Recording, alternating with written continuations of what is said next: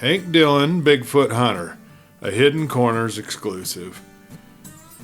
Deep in the remote Colorado wilderness, Hank Dillon is hunting for proof of the mysterious and the elusive Bigfoot. But something or someone is watching him too. What is stalking Hank in the dead of night? Is it a Bigfoot or something even more sinister? The Watcher in the Woods, Part 3. A low growl rumbled through the darkness, vibrating through the trees like distant thunder. Hank turned slowly, every muscle in his body tensed like a coiled spring. The beam of his flashlight cut through the dense shadows of the forest, catching only shifting branches and the fog of his own breath in the cold night air. McAllister and Simmons backed up instinctively. Weapons were raised. The wounded dog whimpered, dragging itself closer to Hank, who crouched down and laid a steadying hand on its side. Then the growl came again, closer this time. Then movement. A massive shadow peeled away from the trees, stepping into the dim light of their flashlights, but just for a second, then it was gone. And for that brief instant, what the men saw had stood on just two legs, at least 8 foot tall, its broad shoulders covered in thick matted fur. But it wasn't just its size that made the men's blood run cold, it was the cunning and the intelligence within its eyes. Deep set, golden, and focused, right on them. "Don't tell me what we just saw is what I think we saw," Simmons whispered, gripping his rifle tighter. McAllister's face was pale. His gun was shaking ever so slightly in his hands. "Hank," he muttered, his voice low and urgent, "let's get the heck out of here." Then, without warning, it roared. The force of it hit him like a shockwave, deep, primal, and furious. Simmons stumbled backwards, nearly dropping his rifle. The wounded dog let out a terrified yelp. Hank quickly picked the injured dog up in his arms, and the three men began running toward Michelle's cabin, the male dog bounding up the trail in front of him. No one wanted to stop to look behind them. Back at the cabin, Hank placed the injured dog on the seat next to Michelle, with Sassy curled in tight beside her. The male dog jumped into the bed of the truck. "Is this boy safe riding in the back?" he asked. Michelle nodded her head. "He'll be fine if you've got a blanket back there for him to lay on." Hank pulled his sleeping bag out of the gear bin he always kept in the back of his truck and laid it down for the dog. The dog settled right in. McAllister, breathing hard, muttered, "We'll be sending someone out tomorrow to look over this place in the daylight. We want to see what tracks we can find. And Hank, don't mention this to anyone just yet, okay?" Hank nodded his head. "Gotcha. We're going to drive over to Doc Phillips in Laramie. I want to be there when he opens so he can look over Michelle's dog and stitch her up. I'll check in with you when we're heading back." It was going to be one of those long nights. It was still when Hank pulled into Laramie. Michelle was asleep, her head leaning against the truck window with one of Hank's jackets tucked under her head. Her female dog, little Sassy's mama, slept fitfully on the seat between them, occasionally letting out a soft moan. The poor dog had lost quite a bit of blood and was definitely in some pain, but was taking it like a trooper. Old Sassy seemed to understand the situation and lay on the floorboard at Michelle's feet. As he pulled into the parking lot of the vet clinic, Michelle stirred awake. "Are we there yet?" Yeah, Hank replied. "But we're still a couple hours early. Are you okay sleeping in the truck? I can get you a motel room." Michelle yawned. "No, that's not necessary. I'm fine with waiting. There's a coffee shop around the corner, and I'd love some coffee as soon as they're open." "Well, you got it." Hank leaned his head back against the neck rest and dozed on and off until the first rays of sunlight began to appear over the mountains. He glanced at his watch and looked over at Michelle dozing in the seat over there in the corner. As quietly as he could, he got out of the truck and pulled his jacket on. Now, the morning air was brisk, and the walk to the coffee shop helped to wake him up. He bought a couple of muffins and 2 cups of coffee and walked back to the truck. Michelle's male dog, Duke, was sitting up in the back of the truck. Hank lowered the tailgate and let Duke jump down. He ran to a nearby stand of pine trees and lifted his leg, and then ran back and jumped right back in the truck. "Ha, good boy," Hank praised him. Michelle was awake and gently cradling Dixie's head in her lap. She smiled gratefully as Hank handed her that hot coffee. "Well, she made it through the night, and that's a good sign," she said. "Listen, I just got a call from Gene," Hank replied. He's on his way. Should be here in about 20 minutes. "Hank, thank you for coming to my rescue last night and driving me here. I don't know what I would have done if you hadn't have shown up when you did. I'd still be stuck down there in that cellar," she grinned. "That beast that chased the mountain lion? Have you seen anything like that around your property before?" Never," Michelle replied. "I've had problems with lions every now and then. I lost a couple of goats last year, but then I got the llama, and she does a heck of a job guarding those goats. But whatever that was that came out of the forest and chased that cat, well, I'd never seen anything like it. And it all happened so fast. I was trying to keep the dogs from chasing the lion off, and that thing just came charging out of the trees." Hank was just about ready to tell her about his own sightings when Dr. Phillips drove up and parked his pickup next to Hank's. He waved for them to follow him on inside, so Hank went around to the side of the pickup and gently picked Dixie up in his arms. "She's a lucky girl," Dr. Phillips said as he walked back into the exam room.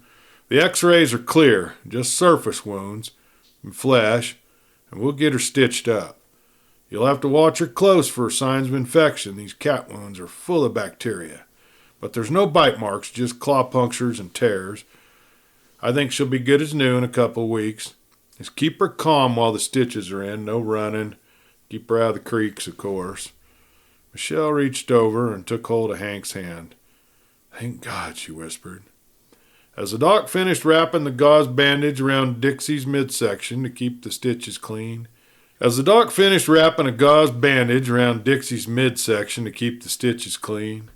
he glanced over at Hank and Michelle sitting on the small bench. "Okay, well, we're all done here. Now, I want to see that little pup of yours. What's her name? Sassy?" Just the sound of her name brought a big smile to Hank's face. "I'll bring her right in, Doc." "Yeah, and bring in Duke, too. I haven't seen that boy in a while." After a good breakfast and a stop at the hardware store for supplies to fix Michelle's door, they were back on the road, headed for Virginia Dale. As Hank pulled into Michelle's driveway, he could tell right away that things had escalated. The sheriff's department hadn't just sent McAllister and Simmons. Oh no, there were 3 more officers, a Larimer County animal control truck, and even a couple of local game wardens standing near the tree line, speaking in hushed tones. The moment Michelle stepped out of the truck, McAllister turned towards him, his face set in a grim line. "Took you long enough," he grumbled. "We've been out here since sunrise." Hank glanced at the officers, then at the deep, heavy-booted tracks that had been stamped into the moist, soft dirt. "You find anything?" McAllister exhaled sharply. "Plenty. Just not what we were looking for." He gestured for him to follow, leading him past the busted front door and around the side of the house towards the goat pen. The morning sunlight revealed a mess of churned-up dirt, broken fence posts, and fresh blood stains in the soil.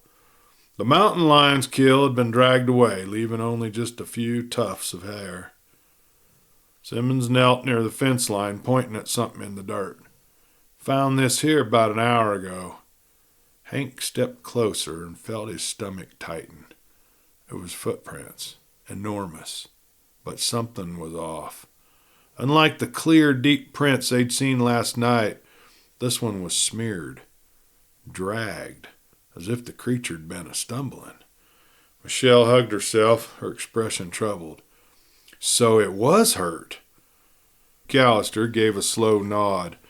"Well, best we can tell, it came back after we all left last night. It must have ran right through here, and hell, I don't know if it was still chasing that cat or what, but All I know is these fence posts weren't broken when we drove out of here last night. But, he beckoned for them to continue following him. Here's where things get really weird.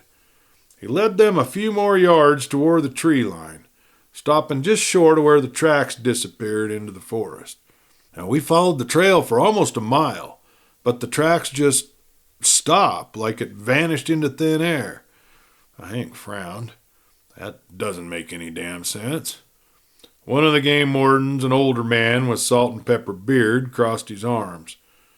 Makes sense if something or someone helped it. Michelle blinked. What do you mean? The warden nodded towards the trees. Half a mile in, we found tire tracks. Fresh ones. Someone drove into the woods, stopped right where that creature's trail ended, then drove back out. Hank felt a cold weight settle in his gut. You think someone took it?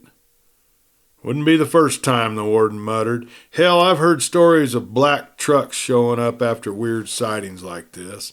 Government types, private collectors, you name it. McAllister sighed, rubbing his temple. Look, I don't know what the hell's going on here, but I do know one thing. This situation just got a whole lot bigger than some backwoods folk tale. Hank exchanged a glance with Michelle. See, now last night they had come face to face with something that wasn't supposed to exist. And now someone else was involved. Someone who wanted to keep this thing hidden. Michelle's voice was quiet but firm. So what do we do now? Hank tightened his grip on his rifle, staring into the trees where the trail had gone cold. Well, we know that beast was injured. I guess we find out who took it. Back at the cabin, Michelle made a pot of coffee while McAllister helped Hank hang the new door. I'm puzzled, Hank said.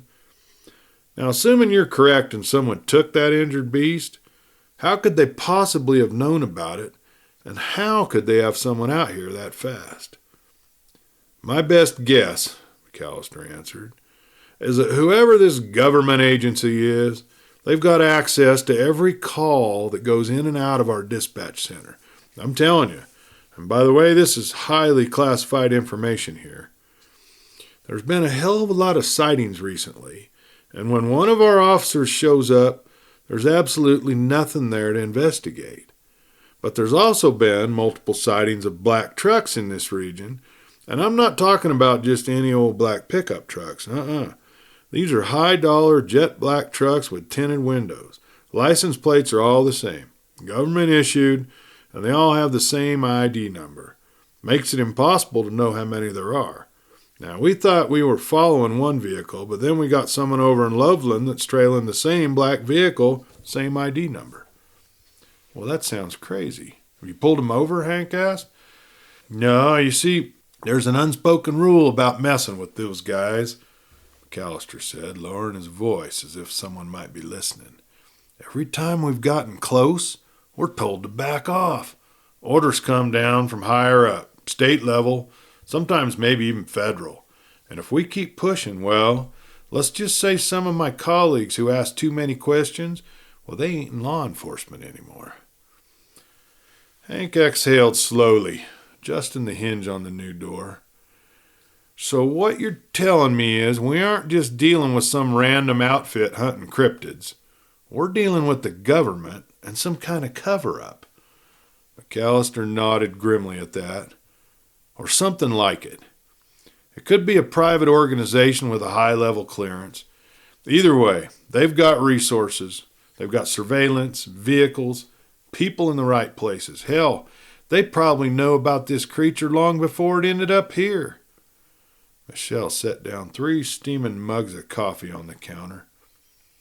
Well, that still doesn't explain why. Why would they care so much about a Bigfoot? McAllister took a sip, shaking his head. It could be a dozen reasons. Maybe they don't want the public knowing that these things exist. Maybe they're studying them. Maybe they're trying to control them. Hell, maybe they are controlling them. Hank stared into his cup, the weight of the situation settling over him. Then we got a problem, don't we? McAllister gave him a knowing look. Yeah, we do.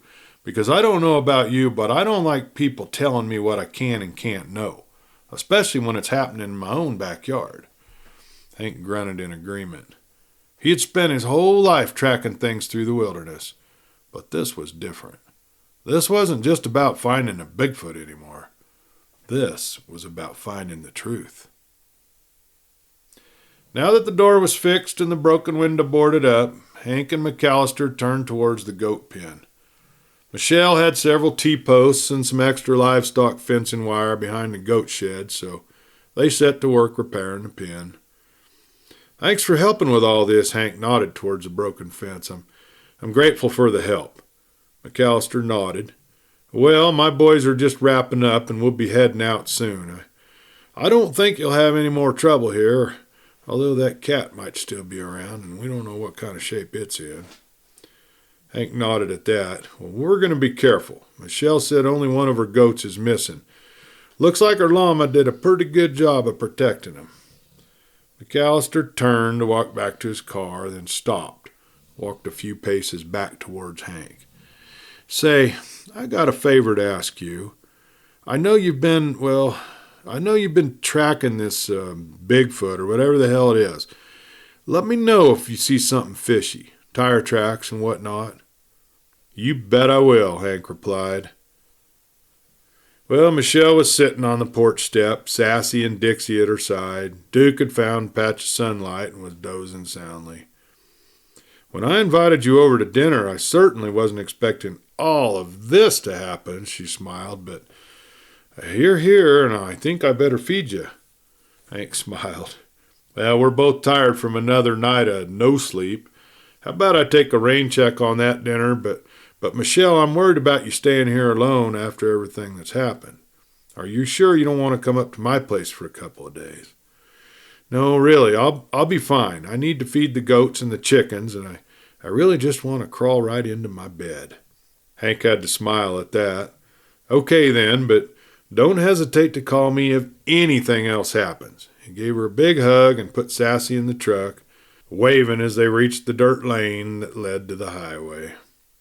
The steady hum of Hank's truck filled the silence as he drove through the winding roads back to Red Feather. Sassy lay curled up in the passenger seat, her soft puppy snores a contrast to the storms of thoughts running through his head. McAllister's words replayed over and over. Government involvement? Or some privately funded Bigfoot investigators? Yeah, it sounded all too much like a conspiracy theory. You know, the kind you'd hear from a guy 3 whiskeys deep at the local bar. And yet, how else could he explain what had happened? The sheer impossibility of it all really gnawed at him. Now, the Bigfoot had been there. The tracks were clear, undeniable. Blood, prints, broken branches, a perfect trail leading right up until the moment that those truck tracks appeared. Then, nothing, like the thing had just vanished into thin air.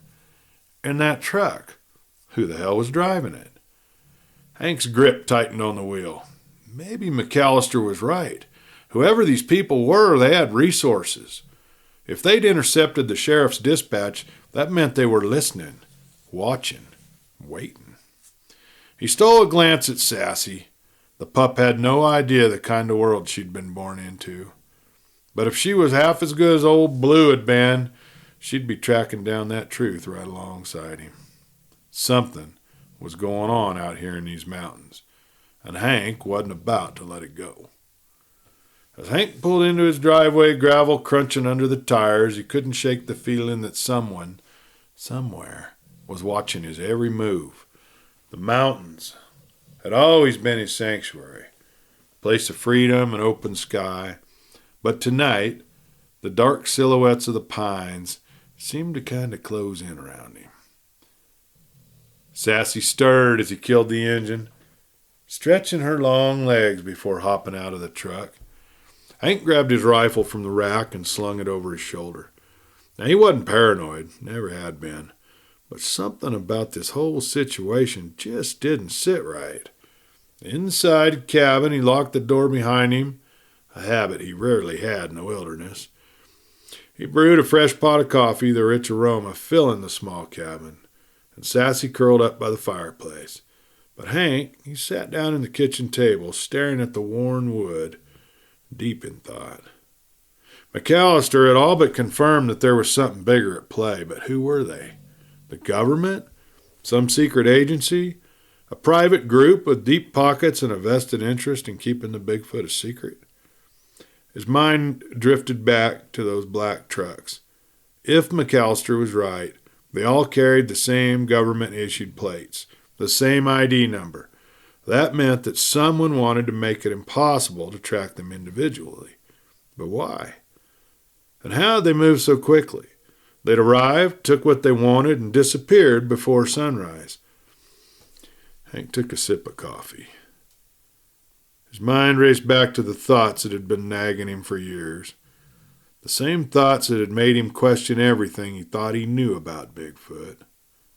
If these creatures were real, why weren't there any bodies? No bones, no verifiable skulls, nothing that could be studied and proven beyond a shadow of a doubt.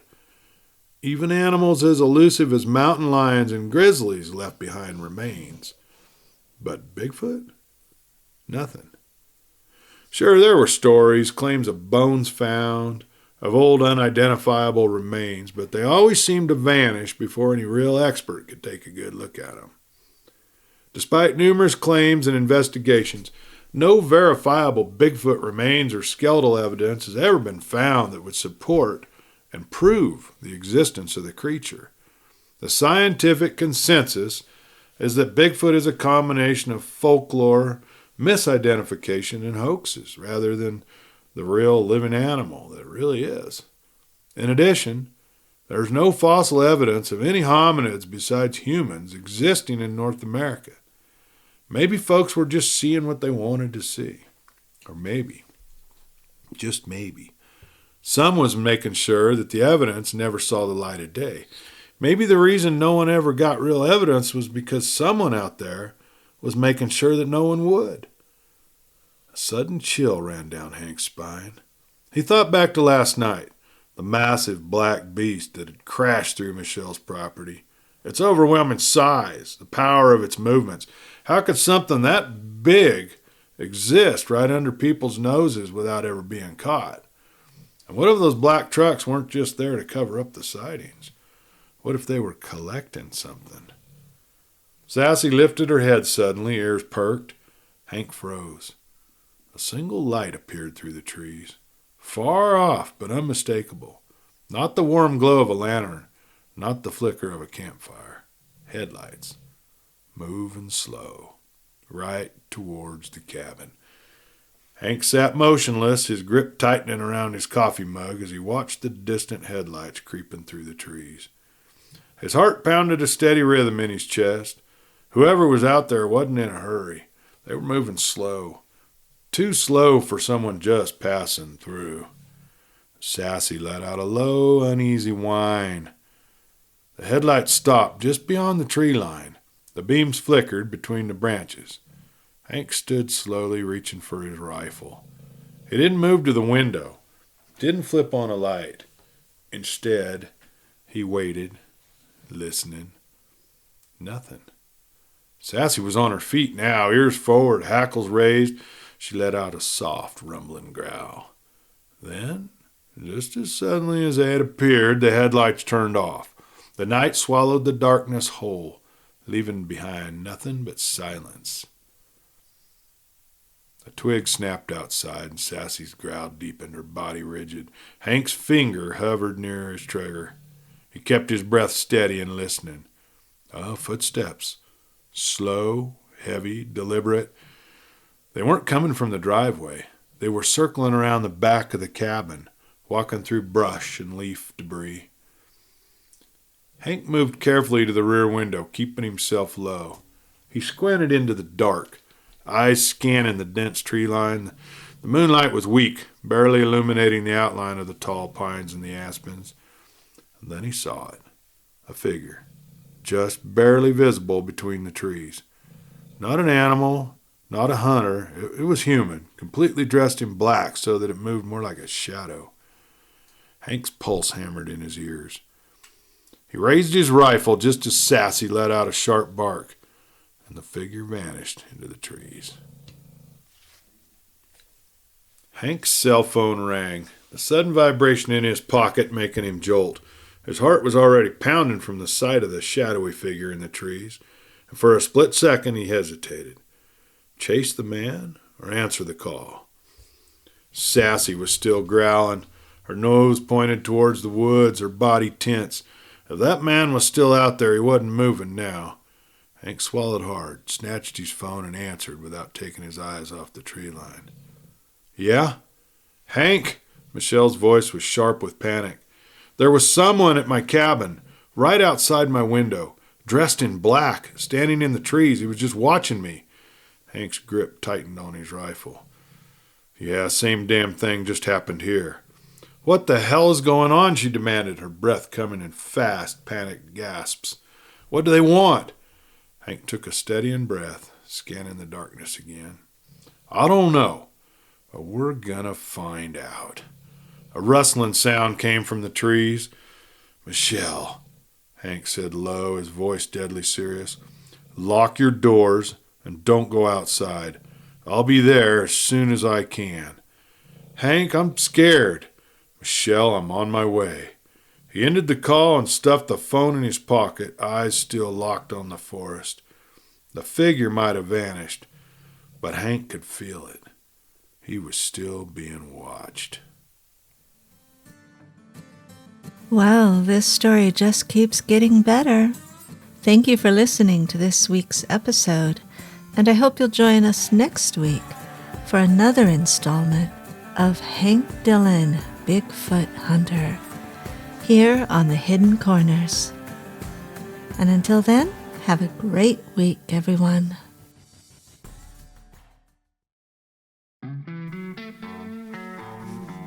Hey folks, Clay Steele here. You know, I spend a lot of time outdoors around this here campfire. If you're like me, you get downright annoyed by all those pesky mosquitoes buzzing around. They're just looking for a free meal. Nothing ruins a good night under the stars faster than slapping and scratching at bites. And that's why I keep the bee itch stop. I keep it handy. One swipe and that itch is gone. No more burning, no more scratching, just good old relief. Made right here in Nevada with all natural ingredients. It's safe for the whole family. So if you're tired of being a mosquito buffet, do yourself a favor and get you some bee itch stop today. And this is Clay Steele. Watch out for them bugs.